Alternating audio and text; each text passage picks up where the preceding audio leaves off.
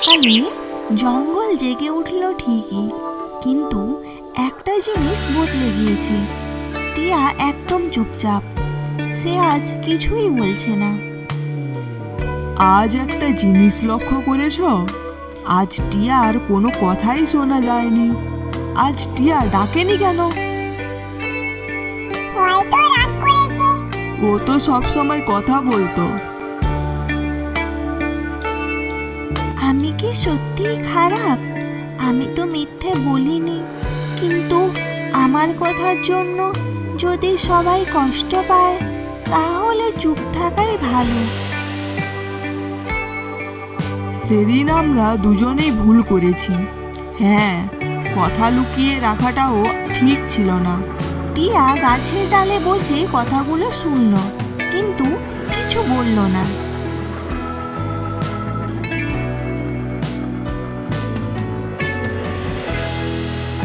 নদীর রাস্তাটা কোন দিকে বলো তো? আমি খুঁজেই পাচ্ছি না। আমারও তো ঠিক মনে পড়ছে না। তুই জানলে তো বলবি। হ্যাঁ গো, আমরাও ঠিক জানি না। টিয়া উড়ে এসে বসলো। ডান দিকে গেলে নদী পাবে, সাবধানে যেও। ধন্যবাদ। সবাই তাকিয়ে থাকে। এই প্রথম মিঠুর কথা ঠিক জায়গায়। তুমি বুঝতে পেরেছো দেখে ভালো লাগছে। সবার কথা সব জায়গায় বলা নয়, প্রয়োজনের সময় দরকারি কথা বলাটাই আসল বুদ্ধি। হ্যাঁ, কথা বলার শক্তি যেমন দরকার, তেমনি নীরব থাকার বুদ্ধিও দরকার। যে জানে কখন বলতে হবে আর কখন চুপ থাকতে হবে, সেই সত্যিকারের জ্ঞানী। টিয়া ডানা মেলে নীরব আকাশে উড়ে যায়। নদীর ধারে কাঁটা ঝোপে কচ্ছপ আটকে গেছে। বাঁচাও, বাঁচাও, কেউ আছে? আমি কাঁটায় আটকে গেছি। আমাকে বাঁচাও, বাঁচাও, বাঁচাও, কেউ বাঁচাও আমাকে। টিয়া আকাশে উড়ছে। আরে, এ তো কচ্ছপ কাঁটার ঝোপে আটকে আছে। কাছাকাছিও কাউকে দেখতে পাচ্ছি না। আমি যদি বলতে যাই সবাই আবার রেগে যাবে না তো?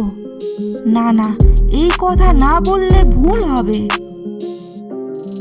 টিয়া উড়ে যায় হরিণের কাছে।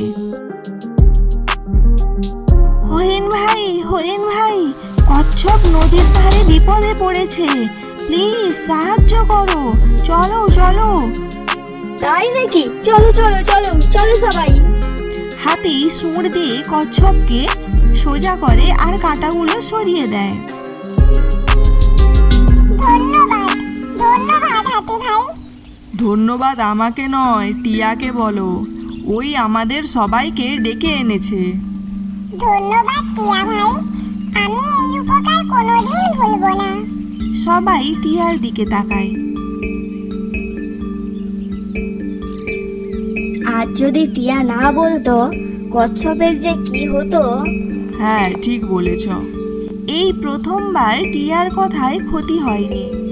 এই প্রথমবার টিয়া প্রাণ বাঁচিয়েছে। বানর ও শিয়াল গল্প করছে, টিয়া দূরে গাছের ডালে বসে আছে। ঝগড়া থেমে গেলেও ভরসা ফিরে আসতে সময় লাগে। আমি না বললে ঝগড়া হতো না, আজ আমাকে সব ঠিক করতেই হবে। বানর ভাই, একটু কথা বলবে? আমি তোমাদের সব কথা সবাইকে বলে দিয়েছিলাম, আর কিছু না বুঝেই শেয়ালের কুল পাড়ার কথা তোমাকে বলেছি। আমি বুঝিনি এতে এত ঝগড়া হতে পারে। আমি ভুল করেছি, আমাকে ক্ষমা করো। আসলে আমাদেরও ব্যাপারটা বোঝা উচিত ছিল। শেয়াল ভাই, তোমার মন খারাপ হওয়াটা আমি বুঝতে পারিনি। আমি ভেবেছিলাম তুমি ইচ্ছে করেই আমাদের মধ্যে ঝগড়া লাগাতে চেয়েছিলে। আজ আমি কথা দিচ্ছি, কারোর কথা আর কারোর কাছে বলবো না, যদি না সেটা দরকার হয়। তাহলে চলো, আজ 3 জন কুল খেতে যাব। হ্যাঁ, ঝগড়া ছাড়া কুল খেলে মিষ্টি লাগবে বেশি। ক্ষমা চাইতে সাহস লাগে, আর ক্ষমা করতে লাগে আরও বড় মন। এই রকম পশু পাখিদের মজার মজার গল্প দেখার জন্য চ্যানেলটি সাবস্ক্রাইব করো।